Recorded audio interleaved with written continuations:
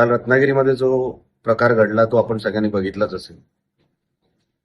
मला जी काय माहिती मिळाली त्याच्यामध्ये सामान्य लोक, जनता ही काही पक्षाच्या लोकांसोबत एकत्र येऊन चर्चासत्र त्यांनी ते आयोजन तिथे केलं होतं आणि त्यांना चर्चा करायची होती. आणि मला जी माहिती मिळाली ती कुठल्या व्यक्तीवर चर्चा नव्हती, त्यांना कुठल्या व्यक्तीवर टीका करायची नव्हती, तर व्यवस्थेवर किंवा जे रत्नागिरीला हवं आहे का मिळत नाहीये, कुठे काय चुकतंय, अशा विषयांवर त्यांना ती चर्चा करायची होती. तर त्याच्यामध्ये चूक काय? जर व्यक्तीवरती चर्चा नसती आणि विषयांवर असती तर ती चांगली गोष्ट आहे. जी सभा उधळली गेली ती कशासाठी उधळली गेली? काय कारण होतं? म्हणजे चर्चाच करू नये. आम्ही लोकप्रतिनिधी होतो, माझ्या घरात लोकप्रतिनिधी आहेत, मतदारसंघ सांभाळतात.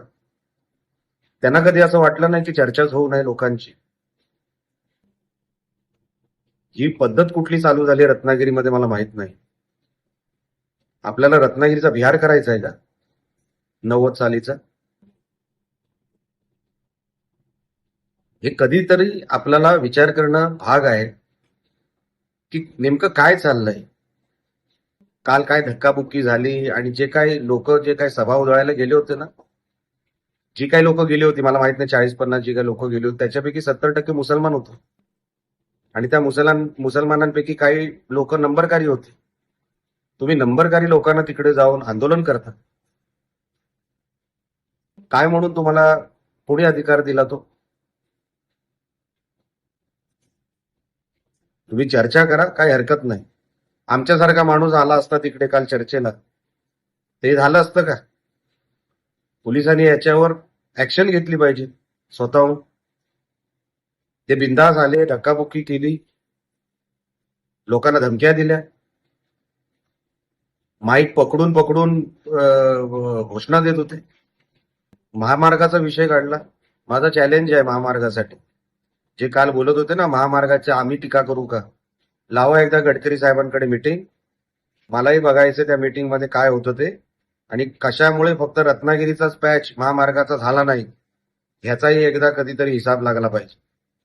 बाकी सगळीकडचा महामार्गाचा पॅच होतो, फक्त रत्नागिरीचाच का होत नाही याचा कधीतरी हिशोब लागला पाहिजे. आम्ही तोंड उघडत नाही म्हणजे आम्ही काय, आम्हाला उगाच कोणावर टीका करायला आवडत नाही. पण तुम्ही पण आमच्या नेत्यांवर जर असं उघड बोलत असाल तर आम्ही काय गप्प बसायला इथे बसलेलो नाही. आताही शिस्तीत वागा, लक्षात ठेवा. आणि कोणाला जर रत्नागिरीमध्ये चर्चा करायची असेल व्यक्तीवर नाही विषयांवर, तर ती झालीच पाहिजे. माझी भारतीय जनता पक्षाच्या रत्नागिरीच्या कार्यकर्त्यांना, सहकाऱ्यांना माझी विनंती आहे की गप्प बसू नका. नेहमी मी येईन आणि काहीतरी करीन याची वाट बघू नका. आपण पण काहीतरी त्या मातीचं देणं लागतं. उतरा मैदानात, त्या 7 लोकांची, कोणाशी घाबरू नका. लोकांना जर चर्चा करायची आहे लावा ते चर्चासत्र, मी येतो. व्यक्तीवर चर्चा करणार नाही ही अट आहे माझी. पण विषयांवर चर्चा करू. पण आता गप्प बसू नका. हे आज सभा उधळतायत, घोषणा देत आहेत, हे घरात घुसतील नंतर मग काय कराल? आज सामान्य लोकांच्या अंगावर चालले, उद्या तुमच्या अंगावर जातील, घरात घुसतील, कोणावरही हात टाकतील. त्या दिवसाची वाट बघायची का आपल्याला? म्हणून आम्ही पक्षातले कार्यकर्ते आहोत, युतीतले कार्यकर्ते आहोत. आम्हाला आमच्या मर्यादा माहिती आहेत. मर्यादा ओलांडणारा माणूस मी नाही, मर्यादेत राहून काम करणारा माणूस आहे. पण जर सामान्य लोकांवर असे हात टाकले जाणार असतील तर ते काय मी सहन करणार नाही. आणि माझी भारतीय जनता पक्षाच्या माझ्या सहकार्यांना सगळ्यांना विनंती आहे की घ्या लोकांची बाजू, मैदानात उतरा. आणि जर लोकांना चर्चा हवी असेल लावा ते चर्चासत्र, मी येतो. बघूया मग काय होतं ते.